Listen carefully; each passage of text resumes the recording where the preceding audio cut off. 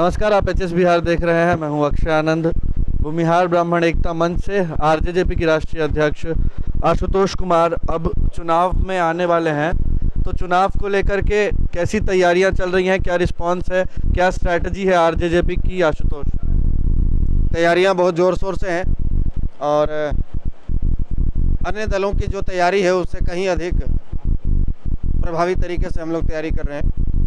और लोगों का जो रिस्पांस है आज भी आप देख सकते हैं कि विभिन्न दलों से, राष्ट्रीय और क्षेत्रीय दलों से क्षुब्ध होकर, जिस विचारधारा से प्रभावित होकर लोग जुड़े थे उस पार्टी के साथ, आज कहीं ना कहीं सीटों के चक्कर में, कहीं ना कहीं कुर्सी के चक्कर में वो लोग अपने विचारधारा को छोड़ते हुए नज़र आ रहे हैं। परिवारवाद तक सिमट के रह जा रहे हैं।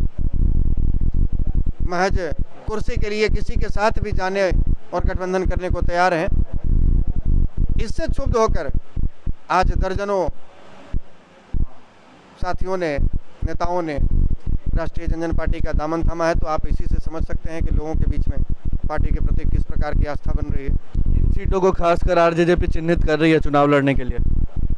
बिहार के 243 विधानसभा सीटों पर चुनाव लड़ने के लिए हमने डे फर्स्ट से घोषणा कर रखा है और आज भी हमारी यही प्राथमिकता है।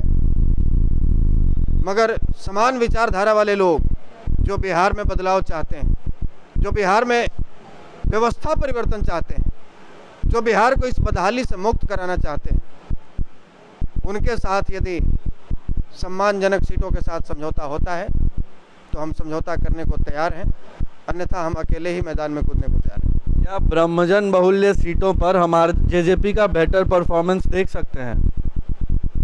ब्रह्मजन बहुल सीटों के साथ साथ बिहार के वो सीट भी जो आज आरक्षित हैं, वो सीट भी जो अल्पसंख्यक बहुल्य हैं, वो सीट भी जो ब्रह्मजन के साथ साथ में राजपूत कायस्थ बाहुल्य हैं, वो सीट भी जो अन्य पिछड़े और दलित जातियों के बाहुल्य वाले हैं, उन तमाम सीटों पर आप राष्ट्रीय जनजन पार्टी को इस बार लीड करते हुए देखेंगे। तो आशुतोष को लगता है 243 सीटों पर कैंडिडेट्स मिल गए हैं? जी हाँ, कैंडिडेट्स तमाम सीटों पर हैं और कैंडिडेट्स की लंबी फहरिस्त है। लेकिन हम लोग वैसे लोगों का चयन कर रहे हैं जो जिनकी विचारधारा हमारे विचारधारा से मेल खाती हो, जो महज विधायक बनने के लिए टिकट की चाह नहीं रखते हों, जो बिहार में वास्तव में परिवर्तन करना चाहते हैं और देखना चाहते हो, जिनके पास एक सोच है, ब्लूप्रिंट है बिहार में परिवर्तन को लेकर, वैसे लोगों का हम चुनाव करके चाहते हैं कि उनको विधानसभा भेजा जाए। अगर गठबंधन की बात करें तो कई छोटे दल एक साथ मिल रहे हैं, एक गठबंधन बन रहा है। आरजेजेपी और आशुतोष उस ब्लूप्रिंट में, उस विचारधारा के मेल में किस पार्टी या गठबंधन को आगे देख रहे हैं? जिस पार्टी के लीडर, जिस पार्टी के नेता या नेतृत्वकर्ता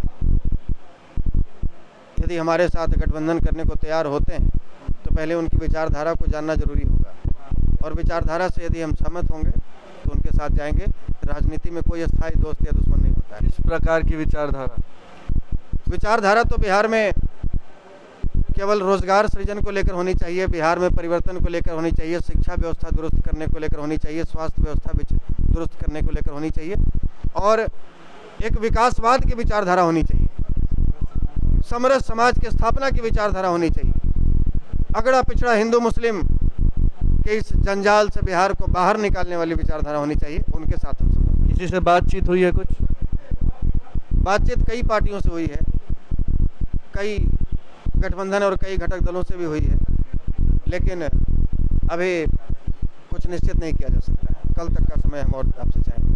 कल तक का समय मतलब कल कुछ बड़ा ऐलान हो सकता है? हाँ, निश्चित रूप से कल बड़ा ऐलान हो सकता है। आपकी सीटें और कैंडिडेट्स का ऐलान हो जाएगा?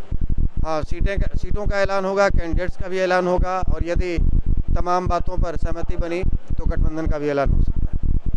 अगर हम थोड़ा ज़्यादा इच्छुक हो जाएं इस बात को जानने के लिए कि गठबंधन किस तरह की किन पार्टियों से होने जा रहा है, कुछ संदेश आप देना चाहते हैं? सर, बातें चल रही हैं, कल तक का इंतजार किया जाए। चलिए, तो आशुतोष ने तमाम बातों की, सवालों का जवाब दिया, बेहद ही खुलकर बात किया है। आप एचएस बिहार के साथ बने रहे। आपका बहुत बहुत शुक्रिया।